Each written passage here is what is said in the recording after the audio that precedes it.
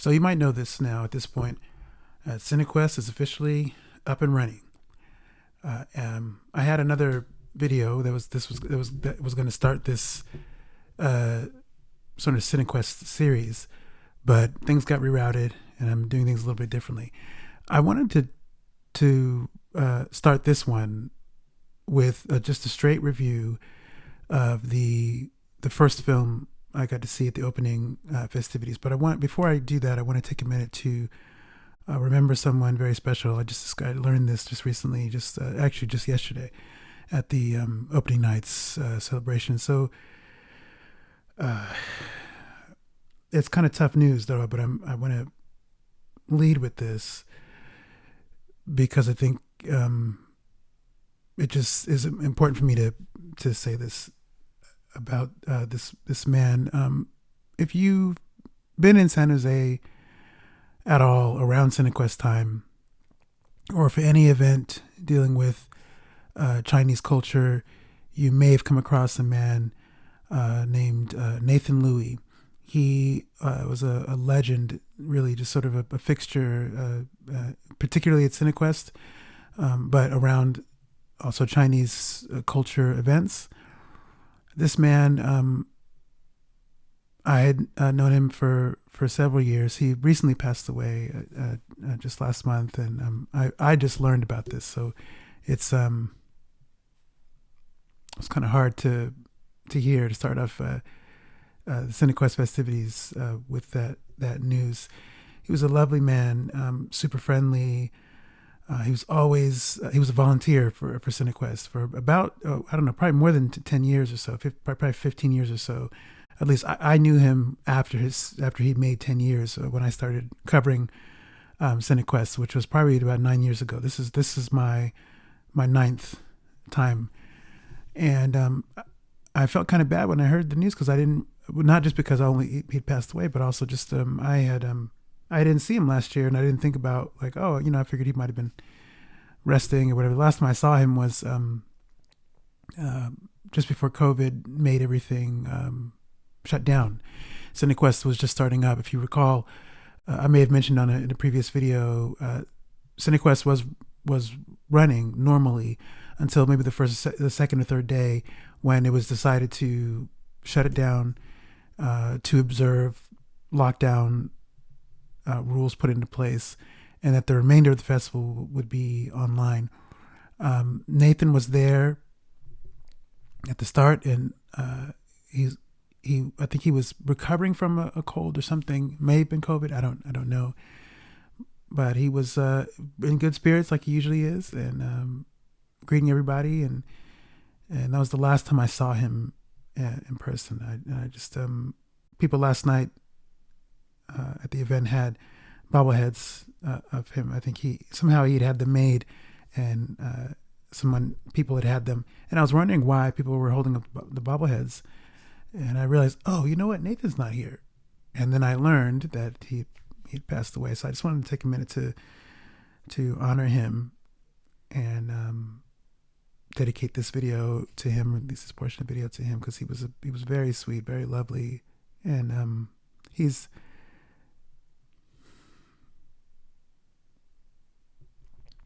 very missed this time around. This is you feel his absence. But he was so happy, and he would want everyone else to be happy too. So I think in the spirit of that, I want to get into the festivities of opening night by talking about the luckiest man in America. Let's do it.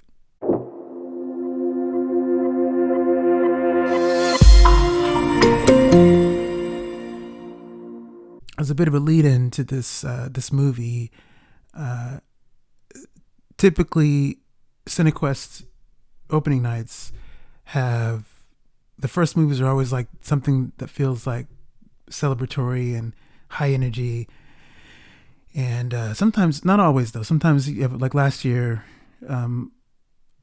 movie was tame, a little bit more introspective for an opening night film, world premiere film at that. This time around, it had elements. This movie did have some good tension and had moments of celebration, and not a world premiere like I thought. This movie actually came out last year, and it's making its rounds now, and it has reached Cinequest. And here it is. Here it is. And now we get to talk about it. So if you don't know anything about this movie, what it's about, it's based on loosely a true story about a man who auditions for a game show. He's an ice cream truck driver. He gets on this game show called Press Your Luck. If you know anything about that show, it was a popular game show in the 1980s. This man gets on the show and figures out how the game works, and is ultimately able to use his knowledge of that to exploit the game, essentially, to his advantage. And that's the sort of through line. That's the real story. There was a real man who did this same time period. This is a real story. And this movie is essentially based on that. But where this movie differs, I think, is that if you read anything about, all you have to do is, if you're curious, you look up the Press Your Luck scandal or whatever, and you'll find out more about that. I won't divulge that here. But what I will say about the film is that the film makes us feel, ultimately, some compassion for our main character, Michael Larson, played by Paul Walker Hauser, who was very good, by the way. He essentially carries this movie. This is his movie. And I like that about it. I like that we ultimately come to care about this dude. But Hauser's not alone. He's got great supporting cast around him. Yeah, you got Maisie Williams most people know from Game of Thrones. Walton Goggins, who most recently made an appearance in Fallout, but he's well known. Haley Bennett, Johnny Knoxville even makes an appearance in this movie. So a lot of people. It's kind of wild. But Hauser owns this movie. And the first thing to note about this movie immediately, even before the opening titles, is the distinct placement in time where the audience is placed in. This is a period piece. Obviously, I mentioned the game shows from the 1980s, so we're firmly in early 1980s, 1984-ish time. The year isn't specified, but if you look closely, you'll see details that'll tell you what year we're in. People might have a name badge that says the year, and so, but also it's pretty clear from the production design, costuming, and everything else, music, where we are. And I've mentioned this before many times. I so love when a movie can really put us in a time and space distinctly, and it really feels like that, like we're really there. I will say that some characters, certain background actors didn't fully fit the time, even with the costuming and hair and everything. Something about it they still felt a little bit too now, to post 1980s. But for the most part, it works. Even Hauser, who's our lead, there's something about him that feels, his look mostly, like it works. It works. You don't have to suspend your disbelief too much, but there's an element of it that feels a little bit out of time for him and a few other people in the background. For the most part, it's consistent. The opening title's really cool. It's like a show intro. Like the show, you get the opening sequence and then the opening titles, and it begins and it ends in a way that feels more like a television series, where the music hits, you'll see some characters and stuff, you'll see some names, and then it has a distinct end. When the music ends, the introductory credits end, and then the movie properly starts. And I kind of like that. It feels like it's the beginning of a series. Like this might be a television series. The way it hits us, the music and just the presentation of it, very well done. It's a really cool, maybe 2-minute, 3-minute sequence, And I liked that. It's something you don't see in a lot of movies, even of that time period. You don't see movies like that. It's almost like the introductory credits of the movie, the way it feels like a show, it sort of acts as a package for a game show that we're watching a movie about a game show. So that's kind of cool. I liked how the intro almost reflects that. And I don't know if that was intentional. And that's just something that I thought of, like, oh, it kind of feels like a TV show intro, like a game show intro, like a miniseries, whatever, which something you would see on network television. This is mostly a tight affair where for the most part, in the same place for much of the movie, which is the CBS studios area, and everything sort of takes place there. The way things are delivered, what was cool actually about this experience, which is, I wish we could get more of this. What I love about film festivals, and this isn't the case for every movie you watch, but for some movies, they're designated. You watch a movie, and if you're lucky, the filmmakers are there to talk about the movie. So this experience gave us the opportunity to hear from the film's director and co-writer, Samir Oliveros, who was on hand to talk about the movie following the screening. And it was really cool because these conversations are never long enough. It always feels like the event is moving to get to the next event. So you only have so much time to hear from the filmmakers, and there may or may not be opportunities for audience members to ask questions. This did not have that, but it did have a good maybe 7-8 minutes of conversation between the moderator and director Oliveros. And he talked a lot about what inspired him during the process of making this movie, where he got the idea, how he found a tape at a thrift shop, which I thought was amazing. He found a VHS, and on the VHS had one of the episodes of Press Your Luck recorded onto it, and how he had seen, I think, the episode that directly inspired this movie with the real Michael Larson, and he thought it should be a movie, and so he made a movie about it. I thought that was really cool. He also talked about some of the inspiration around some of the music and the aesthetic, and how he talked about softcore porn films, particularly the music for those films. And it works really well in this movie.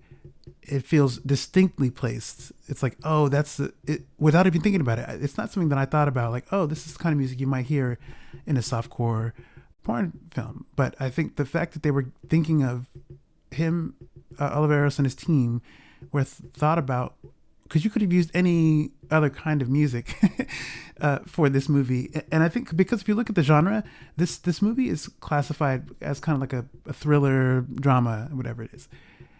And just that genre alone, you don't think of softcore porn music working for that. So it feels like it's like, that's weird. Why would that doesn't work? Why would that work? But it works here for some reason. I can't figure out why. I think what helps it work is because we mostly feel like we're in the 1980s. And I think that helps. Other than that, I'm not quite sure if there's any other specific reasons. But I liked just how I was surprised by that, to learn that, and how inspiration and other things can really come from all these different areas, but specifically from that time period. He mentioned, what was the movie he said it was Cleopatra 2000. It was no, it wasn't. It was Camille 2000. I think that's a softcore porn flick that the music of that was the inspiration. And so he found a composer who, not the composer of that particular movie, but I think a composer who had been inspired by that composer. And that guy was like the right choice, because he understood what they were going for. And anyway, the music overall, the music worked for me. I mentioned that in real life, this story is billed as like, you'll find it as like the Press Your Luck scandal. So the scandal part is what you might come away from it, looking at it in real life. But Oliveros talked about it like a love story. Like, this is really a love story. And I think I like that about the movie, the way that we get another version of the story that really focuses on an element of that is mentioned in real life, but that's not the focus. I like that Michael Larson is essentially doing all of this. Everything he's doing in the movie is for his daughter. Now it's very touching. It's very sweet. You hope that everything works out, and he gets to be with his daughter and maybe be back with his family and stuff. But the fact that it's a very clear motivator, and it humanizes him. You care about him because the movie presents him in a way that you're not quite sure how to feel about him. And I think even by the time the movie ends, you still don't quite know. And there's something really cool about that you get to infer. By the time the movie ends, you can guess what side of the fence you are about how you feel about him. And I like that the film doesn't explicitly sort of answer that for us. If you're paying attention, you can get certain things from it, and you'll get certain answers, and you'll be able to come to a conclusion that feels there's probably a correct way to view him. But I like that the movie doesn't tell you how to view him.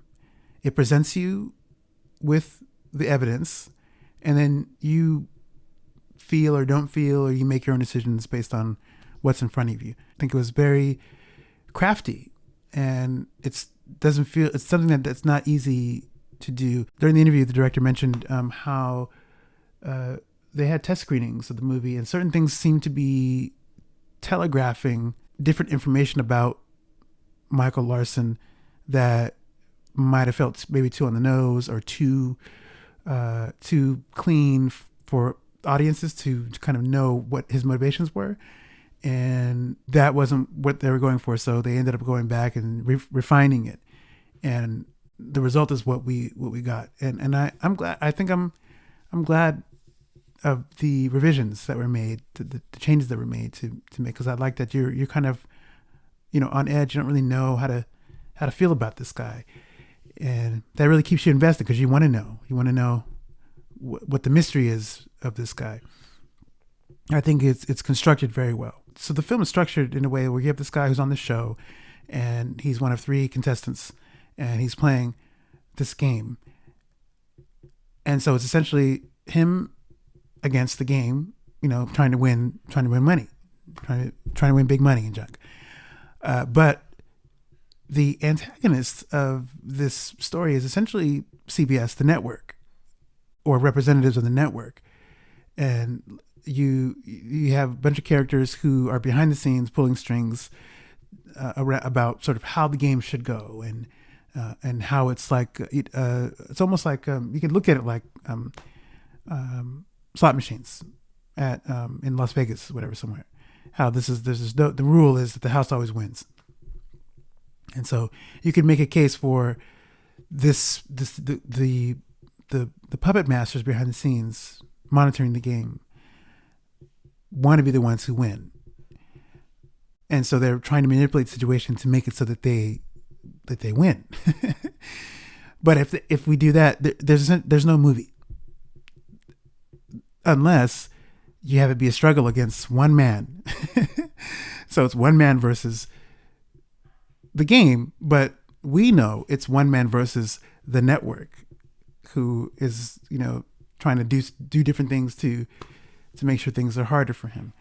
And it's actually thrilling. So I think the thriller piece is appropriate, because you don't really, before long, you maybe you start to root for the guy, and maybe you want him to win, but you don't know, because the network is the network, and they're powerful, and they hold all the keys, and just that it's a David and Goliath kind of thread, and you want to see where that goes.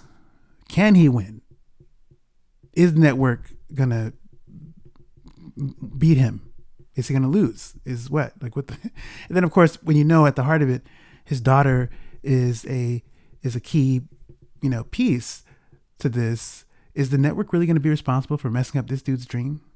Everything he's doing to get back to his daughter, doing all this, like, are they really going to win? And if they do, what's the result of that? It's a really cool display. I suspect this movie is out in places, probably on demand, I'm not quite sure yet, but I know it's screened at the festival, so it's probably gonna it's continuing to make the rounds. Now, this movie didn't get a ton of great reviews.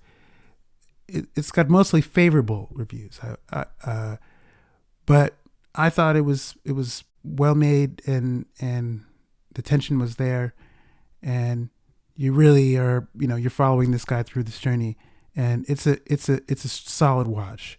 So if you come across The Luckiest Man in America, you might give it a shot. It's not going to be everybody's cup of tea, but if you're curious, check it out. Again, and if you're in the San Jose area, Cinequest is running from now through the 23rd. So again, just something to think about. If you've stuck around to the end of this video, thank you for taking the time to watch it. I'll be back throughout this week and some next week with some more Cinequest stuff, and we'll have other things interspersed up in there. I had another review planned for before I started doing Cinequest pieces, but that will probably become later. So for now, Cinequest, and stay tuned. I'll see you in the next video.